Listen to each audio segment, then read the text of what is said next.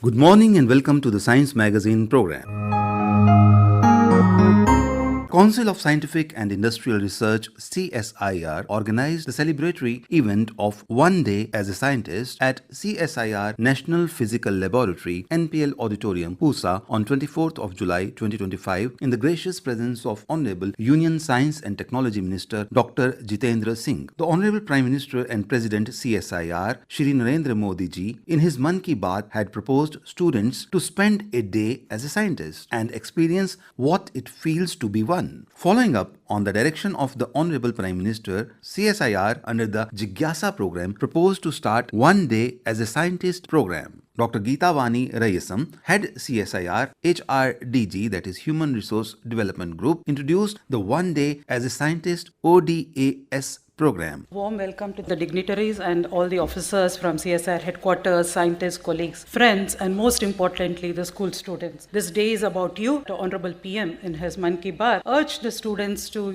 take a role of a scientist and see what is science all about. With that inspiration, we came up with this program of One Day as a Scientist, or one day, the whole week actually, not just one day, but CSIR labs have opened up their labs for a whole week to allow the students, school students, to come and really feel what is science and what is research about. Even the Jigyasa program was actually started when Honorable Prime Minister said that science should reach the people and especially the school students. So with that recommendation of the Honorable PM in 2016-17, CSIR launched this Jigyasa program. What started as a pilot phase with the signing of MOU between CSIR and Kendriya Vidyalaya today has become a full-fledged program, and I'm happy to say that in the last 8 years or so, CSIR has catered to 13 lakh students. In fact, more than 13 lakh students have benefited from this program. And even during COVID, we did not stop. We had online webinars, online sessions. So it gives me great pleasure. And I think this is the whole of CSIR spirit. And this would not have been possible if it was an individual initiative. An Honorable Minister has been with us throughout the journey. In fact, when the Jigyasa program was presented to the Honorable PM, he said, this is good, but what about the people in remote areas, those who cannot visit CSIR labs? So then we developed a virtual lab, a virtual platform with IIT Bombay as a partner. And in fact, it was launched by Honorable Minister Dr. Jitendra Singh ji himself in 2021.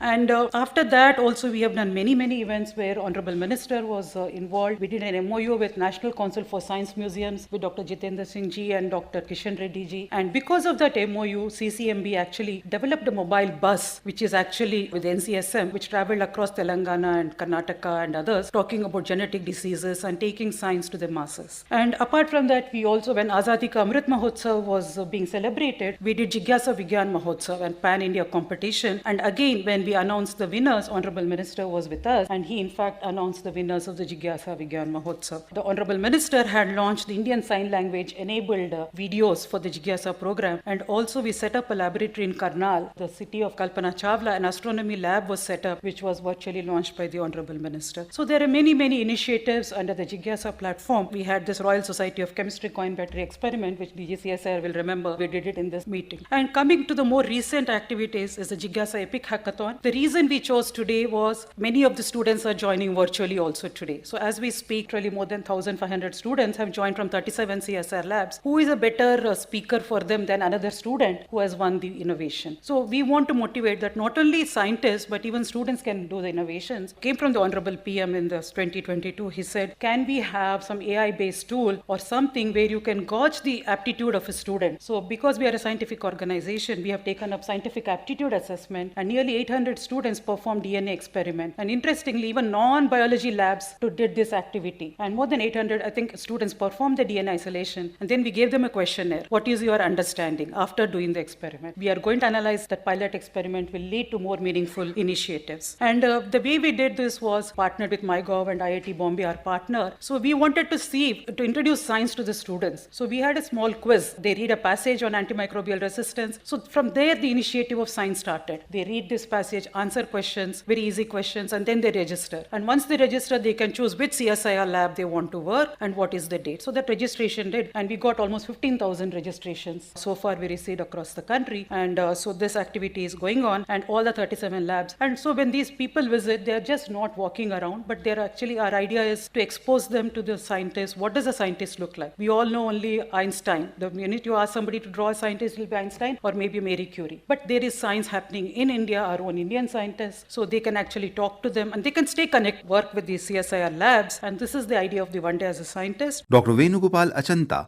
Director CSIR, National Physical Laboratory, presented Lab's perspective on the Jigyasa program. This is taking science to the masses, especially to students, has been a priority, right, for each one of us, and these ideas came from you people. Many of us don't realize, but 4 years ago when I came here, we had this 75th anniversary of NPL. I tried contacting a lot of Delhi-based reporters. Hardly anybody turned up. But today I got a call from one of them, whom I tried to contact, bring them here. She called herself and said that, look, we want to cover this. It's a very interesting idea. This is something which shows how we are connecting to the public. I would like to share that, so once in 2019, I was in Moscow. There we were working on the photonics roadmap for the BRICS nations. So then there's some discussion, and suddenly Brazilians asked some question and said that this is a policy matter. Better if minister is here. And next day morning, the minister was there to discuss with us. So we thought wow, okay. I think that minister is somebody not approachable so easily. But now we have one minister who is really approachable and comes up with these ideas to motivate us and take what we are doing to the public. So at NPL, what we do is we have several open days throughout the year,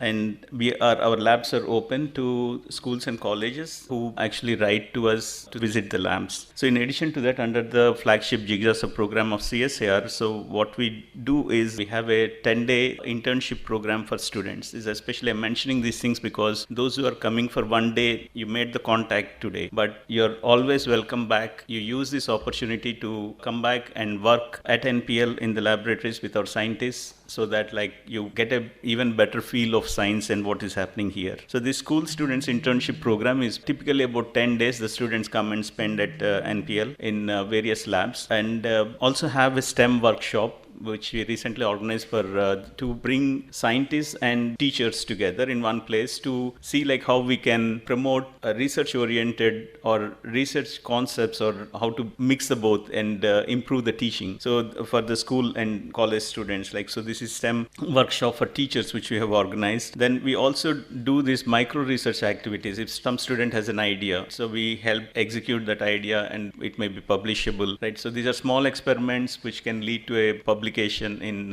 Science Popularization Journal. Right? So these are lab visits, as I mentioned, they happen throughout the year. Whenever we have requests from any school or college from across the country, we encourage them. We do, whenever the students come from Leh, Ladakh or Jammu Kashmir area, so get a call saying that arrange a lab visit for them. So those students come here, spend about half a day visiting the labs. We get good feedback from them because this is opportunities which many of us didn't have it during our childhood. So these are things possible because of the leadership which we have. We also reach out to the community, school students who participate, visit NPL and participate with our scientists, interact with our scientists. So we reach out to the broader community, broader schools and other organizations. We continuously organize whenever there is an open day. So we do organize these competitions like science quizzes, poster making competition or a slogan competition. This is to motivate the students. So these are some of the activities which we do. I also have to say briefly about NISPR, the Science Communication and Policy Research Institute. It's right next door, and there are a lot of science communication. There are a plethora of international journals which are published. It's not at the national level, so the science which is being done in India as well as outside. So this is promoted through publications, which is a big industry which is mostly led by US or European countries. But we have our own set of international journals which are respected. So these are published by NISPR. In addition, they contribute a lot to the science communication and science popularization. So there are events done. I think Goreja is here. So there is Hindi event which is done. And you see that we don't realize people come forward from cross sections of, they need not be scientists, they need not be science students, they come administrative staff or somebody. So they come out with nice science-based poems in Hindi. Right? So this is something which is motivating that yes, there is enough interest, there is a lot of push which is is needed, and we are actually reaching out to the masses, and where the success of these events is really measured. So there is a lot which goes on, but is it sufficient? We'll always meet somebody tomorrow saying that like, oh, you should say, oh, you do all those things. We didn't know. You should popularize. You should give out to PIB. We do. Oh, okay. You should reach out more, right? We are 1.4 billion population. So whatever we do is not sufficient enough. So we keep our efforts. Hopefully we'll be developed nation soon where science has its own value and standing within our economy. So these events are meant towards that, to encourage our youth to have not just engineering and medicine, but also have pure sciences as well as alternate avenues for career. I hope all the students will take this message and will have more interactions in future. Dr. D. Shailaja Donempudi, scientist and head business development group at CSIR, spoke on CSIR Jigyasa Epic Hackathon 2024. Today, I am going to speak about the Epic Hackathon. The EPIC means the Empowering Pupil Innovation and Creativity. We did this hackathon steered by HRDG last year. It was a full year exercise, I would say, because we were initiators. But then this hackathon had in mind the commitment of CSIR to nurture the young minds by empowering these students through curiosity-driven, socially relevant science. We are all talking about Student-Scientist Connect and empowering or inculcating scientific temper in you and motivating you to take up science careers, but we went ahead with one more step to try to create that entrepreneurial inclination in S&T based solutions. Normally, most of the students will be inspired to take up IT based code writing solutions as an entrepreneurial avenue for startups, because that's easier when compared to S&T based solutions to be taken as a problem statement to initiate a startup. So we wanted to inculcate that spirit in the students, and which is actually aligned with the NEP 2020 policy, where also the social scientific responsibility mandates it aligns to, in trying to create that creativity, collaboration, critical thinking, and problem solving skills. So with this motive in mind, we designed a very nice program to help these students' learnings of science to be applied to real world problems. So that problem solving skills, we oriented them two topics. One was One Health, another was clean and green energy, because these two are the most sought after topic, and we try to garner the interest of students to ideate and innovate in these areas, requesting them to submit proposals. And for this, around a core team of 20 scientists from different CSI labs came together, steered by HRDG, and we really tried to formulate two categories of students, 7th to 9th and 10th to 12th. And these students submitted proposals. You cannot imagine, the number of proposals we got. The applications were 966 from around the country, and about 1,300 students participated for this call. And this was a very encouraging thing for us. So we tried to structure on how are we going to empower them with that entrepreneurial orientation sessions. So we did the boot camps first, several boot camps online in a hybrid mode. It was actually launched by Professor Rishikesha Krishnan, the director of IIM Bangalore, with his talk, and most of our directors of CSIR labs and the senior scientists came in and spoke to them on those two topics, enlightened them on those aspects such that, they can orient those proposals properly. After receiving these proposals, we tried to evaluate them with 5 different criteria. One basically was the novelty, innovativeness, and the social impact that it has with the problem addressed. And then the creativity, technical feasibility, and the scalability. After the creativity, we looked into the planning and methodology with which they wanted to execute that proposal. And finally, we said that their presentation skills and the clarity in understanding the problem. That is what we looked at, and we evaluated them, and all these people were put into 2 different phases of presentation as well as poster presentation. That's how we wanted to ensure that they very vividly understand the problem statement and the solution that they are presenting. So after this, we reviewed these proposals fully and shortlisted them, which had 64 students and 42 proposals. So that's how, the selected candidates were then put on internships. So the funds that we raised from CIPLA Foundation under CSR was utilized for execution of the program, and also support them in terms of some fellowship during their internship. So during internship, they were actually interacting with the scientists in the laboratories, respective laboratories where they were put up for those 2 topics. And then they got the refinement in their ideas and executed, and scientific evaluation was done, and prototype formation was happening during that time under their mentorship. So finally, after all this exercise, we tried to put up at IGIB for 30 students, 23 proposals and exhibition. That is where, we also had the DNA testing done for all the students. Most of the non-science people also participated. Selected 3 of them who were the best of the best to give some cash awards from this particular fund we raised. In student engagement session, Jigyasa Epic Hackathon 2024 winners, 12 expressed their experience. First prize winner, Singh from Dalhousie Public School, Pathankot, who conducted the summer internship at CSIR-HRDG Jammu. I once tried to build a machine using kitchen foil, Lego bricks and a steel lunchbox lid, and accidentally blew the fuse off my house. That's when my mom said, "Beta, maybe science isn't for you." And I said, "No, Mom, maybe science hasn't seen what I can do yet." Today, thanks to Jigyasa, that same crazy idea not only worked, it won a national prize and got me into one of the top universities in the world. My name is Singh and I am the creator of Solar Mech Engine. The second prize winning project. For that, we have a dynamic duo, Udhav and Udbhav, from DLF Public School, Sahibabad. We encountered a visually challenged individual in a locality who faced difficulties to navigate throughout the city. Hence, we realized that often smart cities lack the inclusive environment. So, we tried to empower 43 million people who are facing this challenge every day in the world. Our main vision was to promote safe navigation among the visually impaired people, integrated solution with combined sensors and auditory clues, and smart city integration to promote accessibility solution to them, and overall to promote dignity in the society among visually challenged people. Drishyam Mitram was basically at starting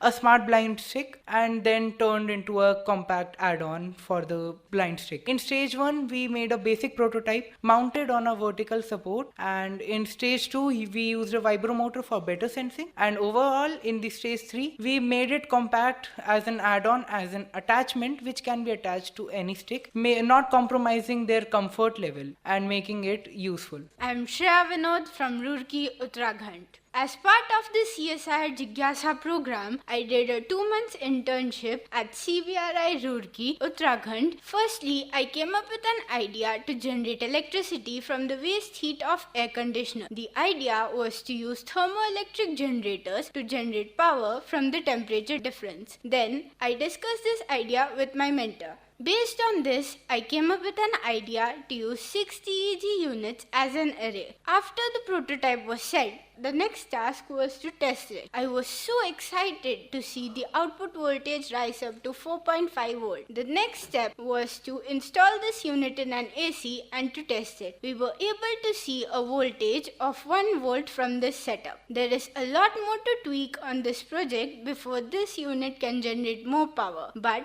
I'm so happy to have taken the first step forward. My name is Soil Parija and I'm from Bhubaneswar, Odisha. I had mentored at CSIR-IMT, Bhubaneswar. I had come up with a wireless stethoscope. To build that, I had taken help from a local project shop. They wrote a few lines of code and connected a few wires and said, "It's done." When they showed it to me, on the screen it showed a few random values. Those random values did not actually work. So that's when I knew that I needed help. And that help came through CSIR-IMT, Jigyasa program, Epic Hackathon. Fortunately, I got selected to work at CSIR-IMT. We first began by examining the raw signals from the stethoscope, faint and barely detectable. By integrating an amplifier module, the signal was strengthened and made audible through a loudspeaker. For the first time, I could hear a heartbeat. Then, using an oscilloscope, I saw the heartbeat not just as numbers, but as dynamic waveforms, each peak and pause revealing real psychological data. To ensure accuracy, we connected the system to a DSpace microlab box, capturing the signal with a high precision tool down to each millisecond. Simultaneously, we recorded the audio through a computer, syncing it with real electric data. This synchronization helped us bridge what a doctor hears with what a machine detects. To validate the system, we manually counted heartbeats to establish a reliable ground truth. With this verified data, we trained a machine learning model capable of automatically identifying and counting heartbeats per second, no longer reliable on guesswork. The stethoscope could now intelligently analyze real pulse patterns, steadily improving in accuracy with each iteration. Dr. N. Kalaiselvi, DG CSIR and Secretary DSIR. Now the time is changing and we are now believing that you are capable of doing. You have the energy, and rightly this Jigyasa has taken two important topics. So to live happily on earth, you need basically two things. One is you should be healthy. Second thing, you should be energetic. Therefore, they have taken health and energy. And in both the cases, and when you talked about solar energy to mechanical energy, I was just thinking, okay, now I'm able to understand what you say. But at your age, definitely I was not in that particular thing. So it is a great, I would say, coincidence and a synergy. Students are also coming up to the more than the expected level, and CSIR is offering the platform. Big thanks to all the 37 CSIR national laboratories, because you are making the doors open for all the student innovators. You are not only next generation leaders, you are next generation innovators also. And again, special credit goes to Jigyasa, and I should definitely take this particular opportunity to tell all the student community, please consider CSIR as second classroom. If you like your home only, I can say it is your second home or it is your home. Please feel free to go visit, stay, talk to people, touch, feel, experience and excite out of the science. So you will be getting another chance of spending a minimum of 7 to 10 days in this campus. Therefore again visit this laboratory, talk to people, sit with them, argue with them, then you make them to accept your ideas also, then they will be able to handhold you. Therefore it is not only these 1 to 5 students, I think we will be now able to make 5,000 students. Chief guest on the occasion, Dr. Jitendra Singh, Honorable Minister of Science and Technology and Earth Sciences. If you make the private sector sponsor, not only sponsor the activity, also let them adopt the children and give them some liberty, of course with your cognizance, to decide what kind of project. Let's not decide the project unilaterally. The project, of course, depending on his aptitude and his aptitude linked with their requirement, so that later on they would own you, they would sustain you even financially, and they would also become a source of your livelihood. So that's how we can sustain a startup. Otherwise, what would happen is that this young boy who was showing that solar will, after 3 years, find another boy roaming in BMW and he will say, hell with this solar. Let me do whatever he is doing. We have to plan. If you have to plan in the long run, we have also to find means of sustaining the advantages of NEP 2020. If the advantage of NEPP 2020, along with this, is technological availability and access, is that you get awareness through this, you realize your aptitude, then you also have to be provided with an avenue which is linked to your preferences. And for that, we can have a financial sustainability right from the beginning, because I think one important advantage given to you, all of you, is that you are the ones, like this Viksit Bharat and 2047, is you are going to be the architects of 2047, because you are going to be at the prime of your career, prime of your age, prime of your energy, and the entire future growth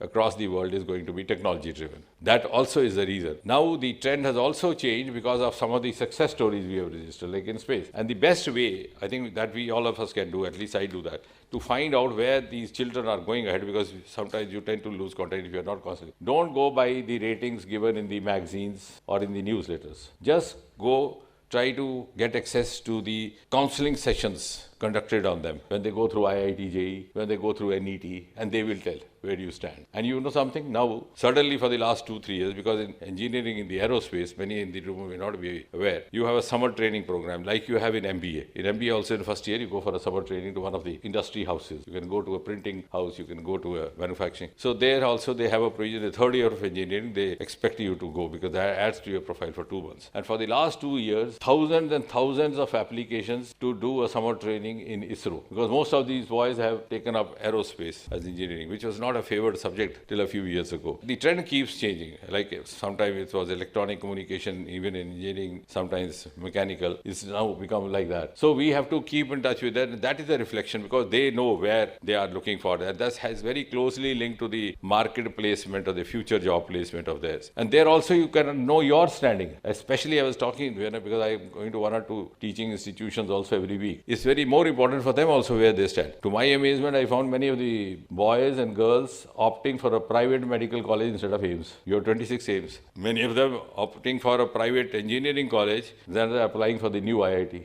And I, in fact, pointed out to some of the directors of the years and also directors, said, look, that means that there's something amiss. And because these boys are judging us better than we judge ourselves. So that's why I said, get one parent also to be educated. And next time, I'm sure we'll move on to a better level than we are today. And if you have any suggestions to offer, I think you can give them 5 minutes to do that. We did a program for 7th to 10th class boys when Dr. Ahuja was the DG CSIR many years back. We linked up with ISRO, he and I. So we sent about a group of boys for about 3 weeks of internship with the Nobel laureates. And then when they came back, then I said we should have a long sitting asking each one of them what was the experience. And a boy from Bengaluru who was in class 7, what he said, I enjoyed it. It was very useful. I loved doing it. But please call my mother also and give him some counseling. The boy telling me, I said, what happened? He says, she's always pestering me, finish your homework, finish your homework, finish your homework. The moment I try. That's why, because it has to be a wholesome. So we'll also do that parent thing.